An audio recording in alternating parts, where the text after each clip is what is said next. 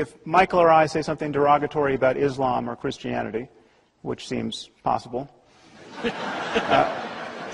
the response from the other side shouldn't mention quantum mechanics. And it shouldn't reference a notion of God that is so denuded of doctrine as to more or less be synonymous with pure mystery or pure information or pure energy or pure anything. So I wanted to plant a flag there where you all can see it.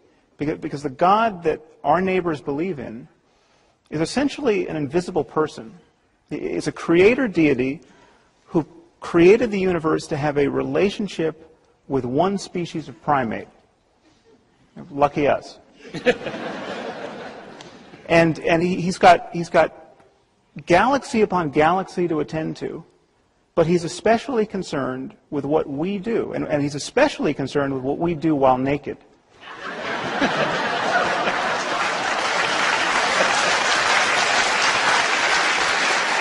And he almost certainly disapproves of homosexuality.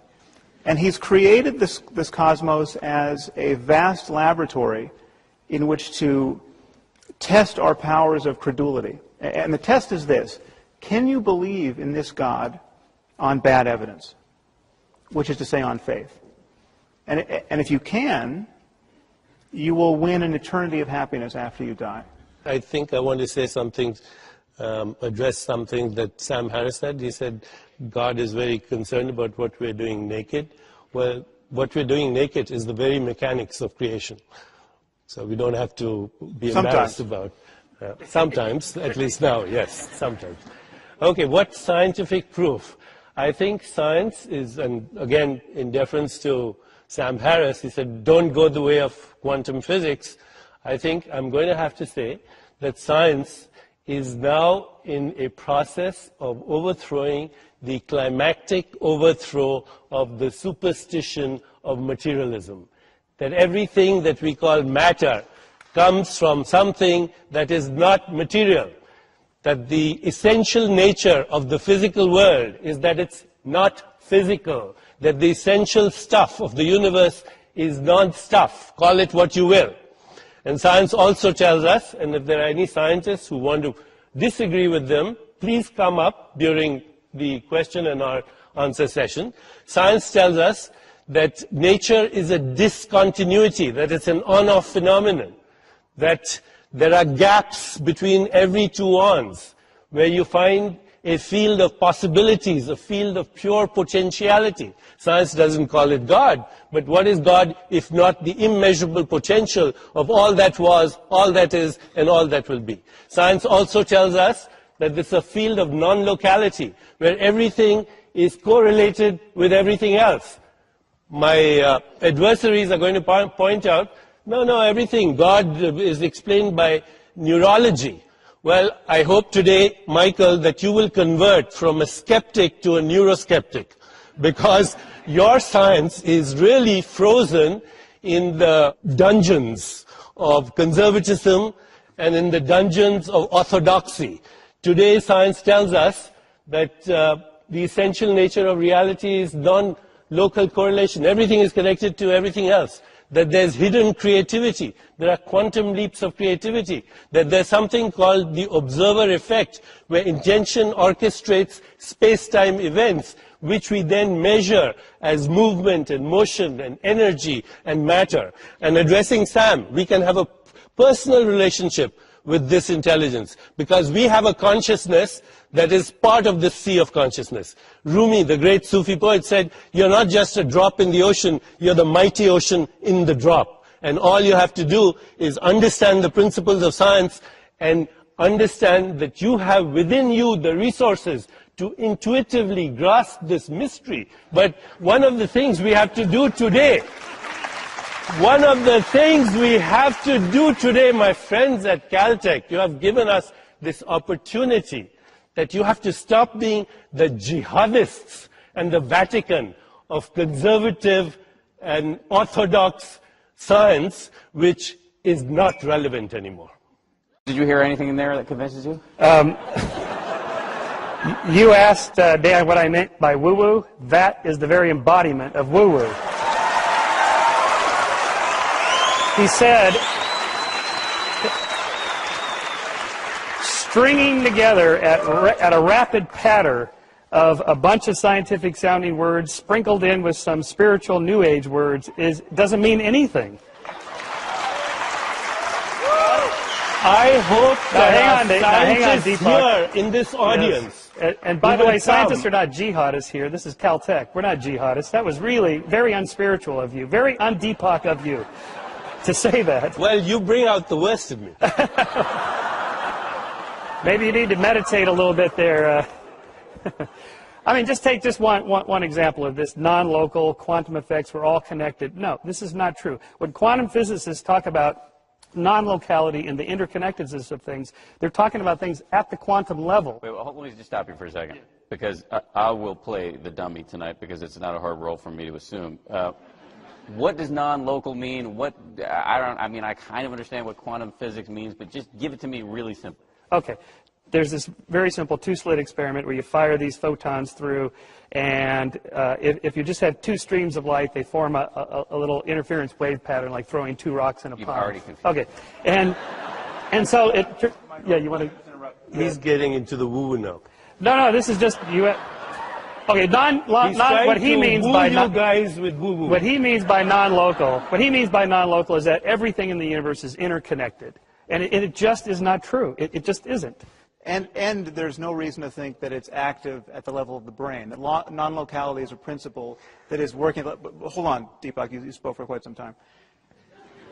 The deeper point to make here, and what is... But I want to address that brain thing that you just said. Okay, let's finish. You might not have to, because the deeper point here, and this is where the whole style and content of what you're saying is so deeply unscientific, is that there's not a physicist sitting on this stage right now.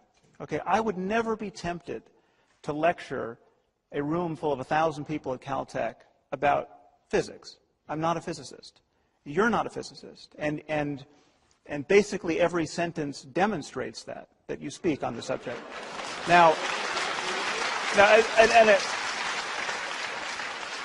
Please don't take this as ad hominem. I mean, I'm talking about specifically what you said.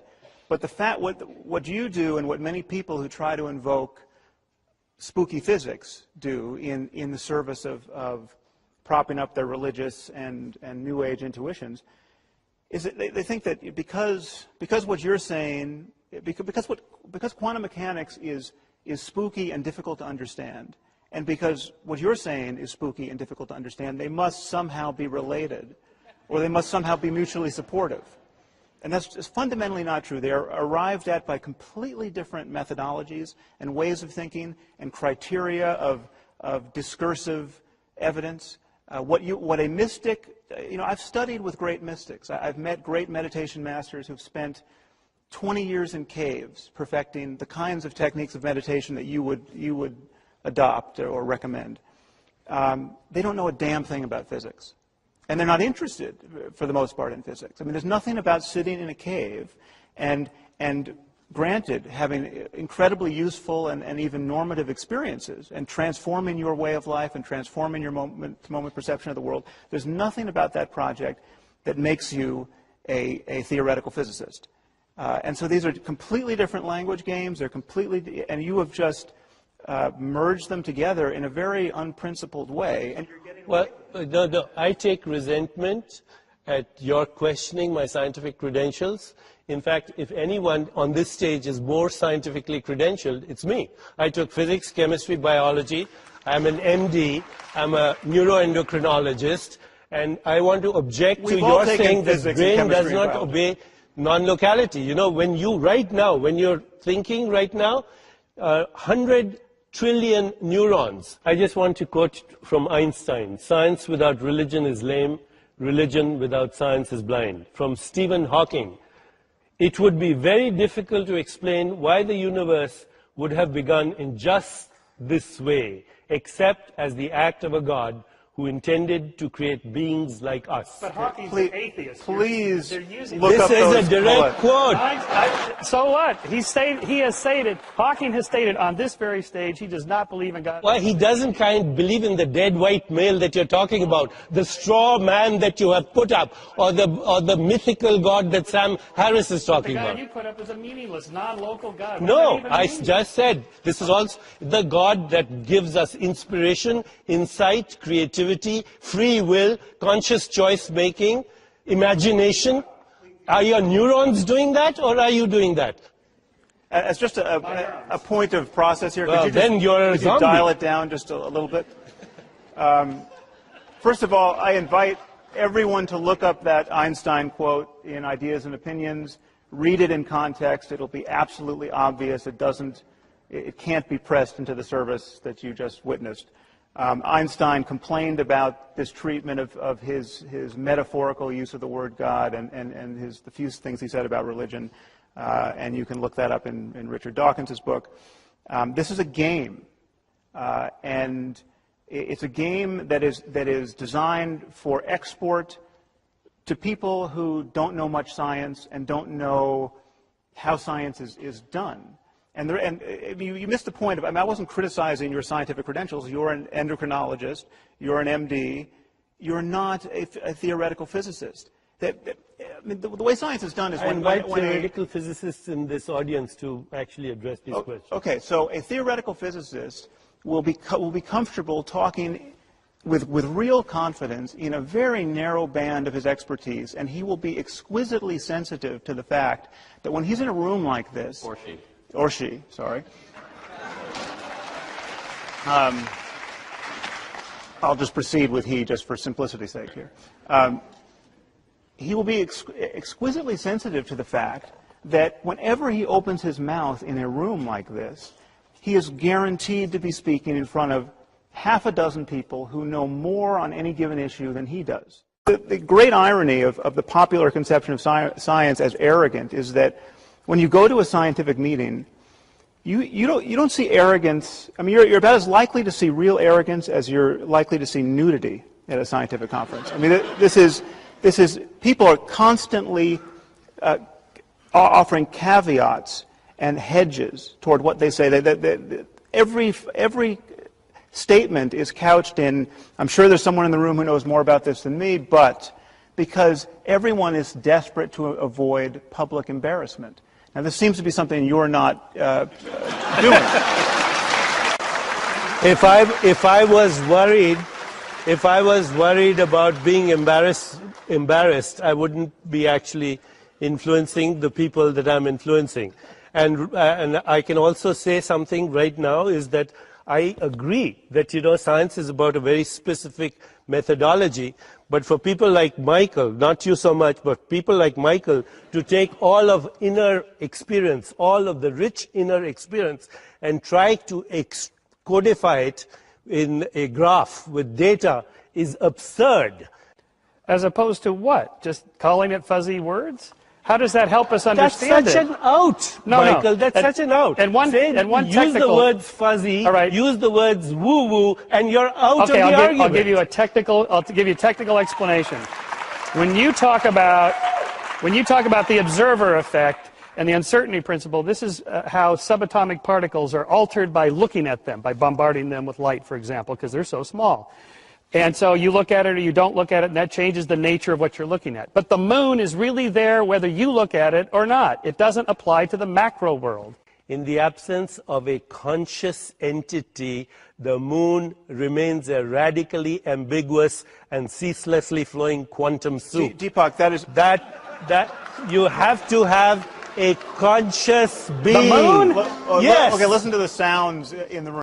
So I lose sleep over this, and I've always wanted to be in the company of a leading biologist to get insight into this. As an astrophysicist, we've seen throughout time the hubris that comes with any discovery that gets made, or the hubris that prevents the acceptance of a discovery that might demote your sense of self from whatever you previously imagined it to be. Among them is, where is Earth? Is it the center of all things? No, it's not even a significant planet in orbit around an ordinary star in the corner